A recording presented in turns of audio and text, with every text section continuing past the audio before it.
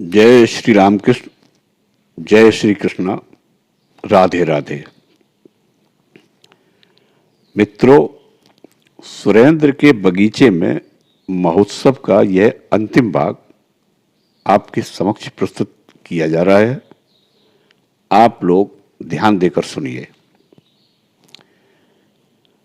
श्री रामकृष्ण देव प्रताप से बोले, देखो, तुमसे कहता हूं, तुम पढ़े लिखे, बुद्धिमान और गंभीर हो। केशव और तुम मानो गौरांग और नित्यानंद, दोनों भाई। लेक्चर देना, तर्क झाड़ना, वाद विवाद, यह सब तो खूब हुआ। क्या तुम्हें ये सब अब भी अच्छे लगते हैं? अब सब मन समेट कर ईश्वर पर लगा दो।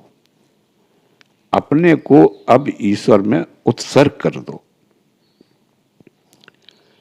प्रताप बोले, जी हां, इसमें क्या संदेह है, यही करना चाहिए। परंतु यह सब जो मैं कर रहा हूं, केशव के नाम की रक्षा के लिए ही कर रहा हूं। श्री रामकृष्ण देव हंसते हुए बोले, तुमने कहा तो है कि उनके नाम की रक्षा के लिए सब कुछ कर रहे हो, परंतु कुछ दिन बाद ये भाव भी न रह जाएगा। एक कहानी सुनो। किसी आदमी का घर पहाड़ पर था। घर क्या, कुटिया थी। बड़ी मेहनत करके उसने बनाया था। कुछ दिन बाद एक बहुत बड़ा तूफान आया। कुटिया हिलने लगी। तब उसे बचाने के लिए उस आदमी को बड़ी चिंता हुई। उसने कहा, हे पवन देव, देखो महाराज, घर न तोड़िएगा। पवन देव क्यों सुनने लगे? कुटिया चरमराने लगी। तब उस आदमी ने एक उपाय सोच निकाला। उसे याद आ गया, हनुमान जी पवन देव के लड़के हैं। बस घबराया हुआ वह कहने लगा, दोहाई है, घर न तोड़िएगा।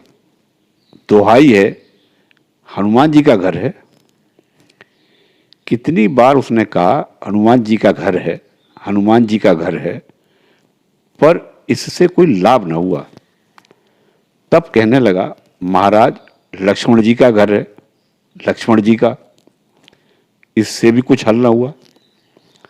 तब कहा, सुनो, ये श्री रामचंद्र जी का घर है, देखो महाराज, इसे अब न तोड़िए।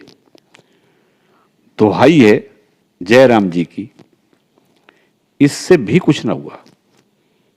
घर चरमराता हुआ टूटने लगा। तब जान बचाने की फिक्र हुई। वह घर से निकल आया। निकलते समय कहा, धत तेरे घर की।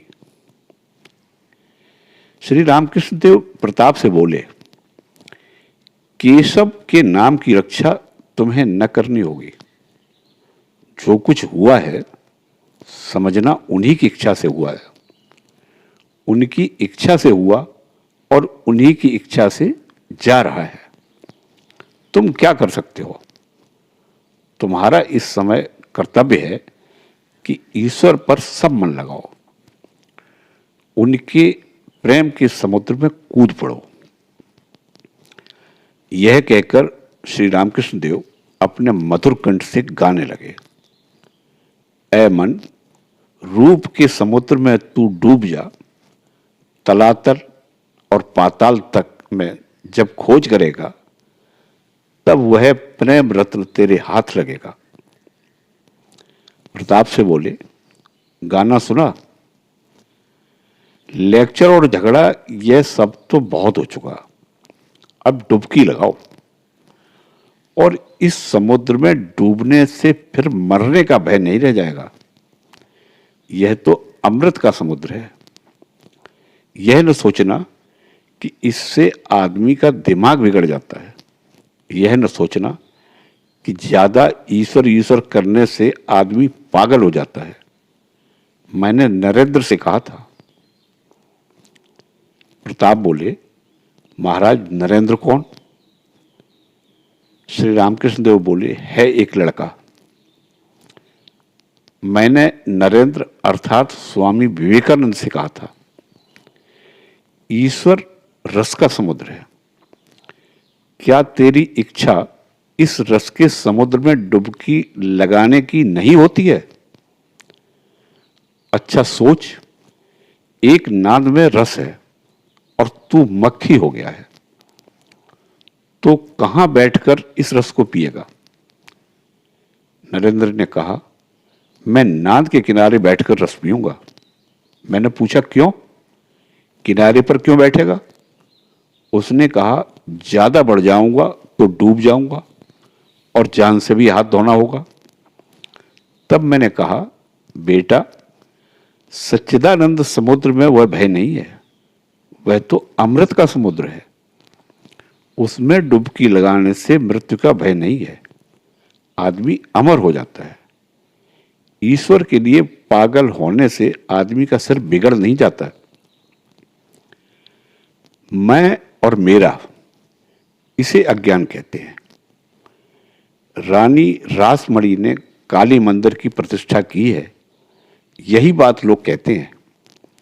कोई यह नहीं कहता कि ईश्वर ने किया है। ब्राह्म समाज अमुक आदमी ने तैयार किया, यही लोग कहते हैं। कोई यह न कहेगा ईश्वर की इच्छा से यह सब हुआ है। मैंने किया, यह अज्ञान है। हे ईश्वर, तुम करता हो, मैं अकर्ता। तुम यंत्री हो, मैं यंत्र, यह ज्ञान है।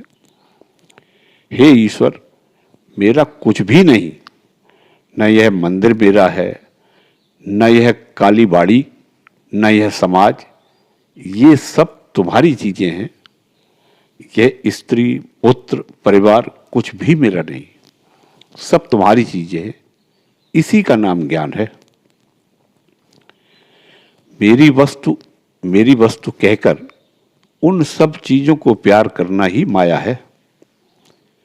सबको प्यार करने का नाम दया है। मैं केवल ब्राह्म समाज के आदमियों को प्यार करता हूं या अपने परिवार के मनुष्यों को, यह माया है। केवल देश के आदमियों को प्यार करता हूं, यह माया है। सब देशों के मनुष्य को प्यार करता, सब धर्मों के लोगों को प्यार करना, यह दया से होता है, भक्ति से होता है। माया से आदमी बंध जाता है, ईश्वर से विमुख हो जाता है। दया से ईश्वर की प्राप्ति होती है। सुखदेव, नारद, इनमें दया थी। प्रताप बोले, महाराज, जो लोग आपके पास आते हैं, क्या क्रमशः उनकी उन्नति हो रही है? श्री रामकृष्ण देव बोले, मैं कहता हूं संसार करने में दोष क्या है, परंतु संसार में दासी की तरह से रहो। दासी अपने मालिक के मकान को कहती है हमारा मकान, परंतु उसका अपना मकान कहीं किसी गांव में होता है।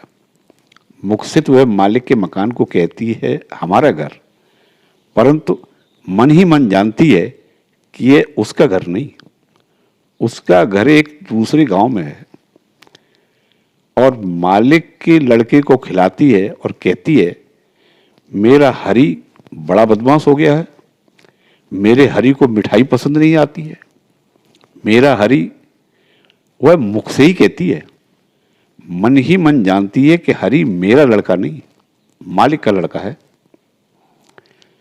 इसीलिए तो जो लोग आते हैं उनसे कहता हूं संसार में रहो, इसमें दोष नहीं, परंतु मन ईश्वर पर रखो।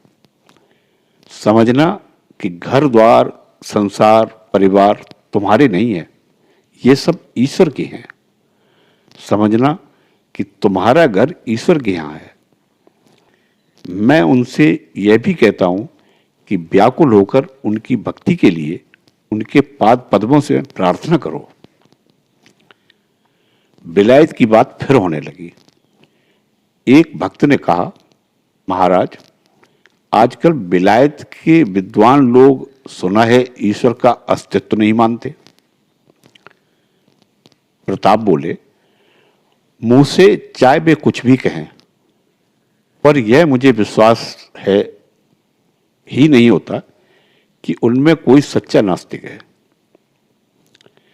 इस संसार की घटनाओं के पीछे एक कोई महान शक्ति है, यह बात बहुतों को माननी पड़ी है। श्री रामकृष्ण देव बोले, तो बस हो गया, शक्ति को तो मानते हैं ना, तो नास्तिक फिर क्यों है?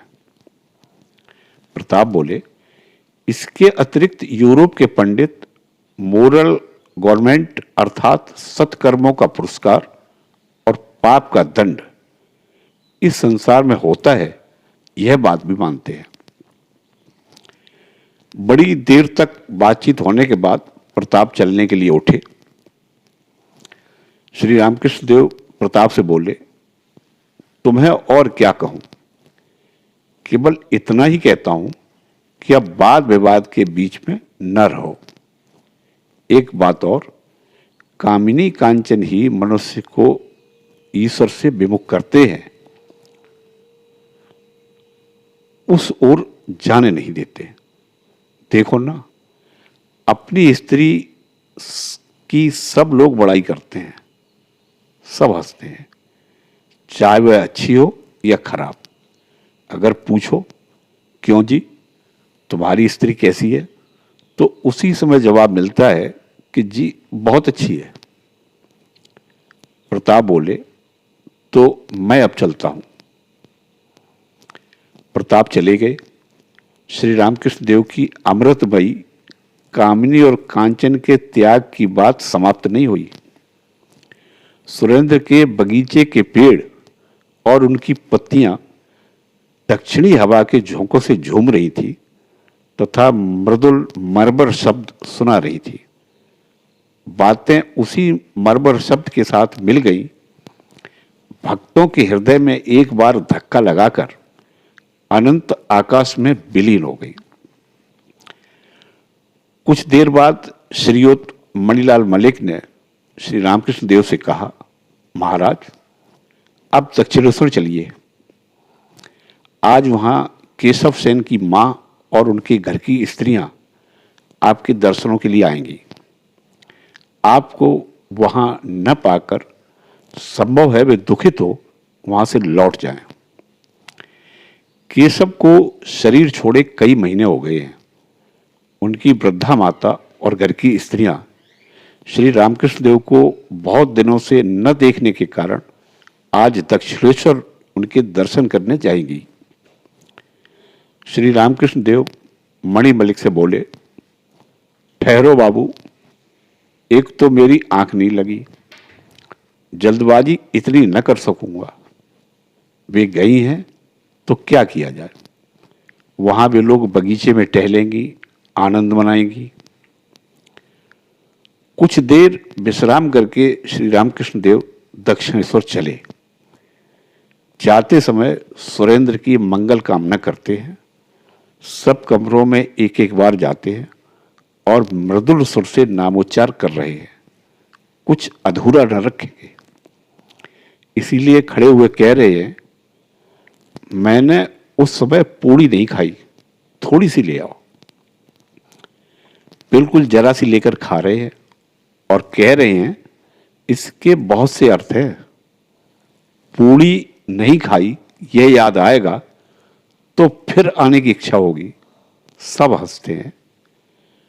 मणि मलिक हंसते हुए बोले, अच्छा तो था, हम लोग भी आते। भक्त मंडली हंस रही है। सुरेंद्र के उद्यान के महोत्सव का भाग समाप्त हो गया है। आप सभी का कल्याण हो। जय श्री रामकृष्ण, जय श्री कृष्ण।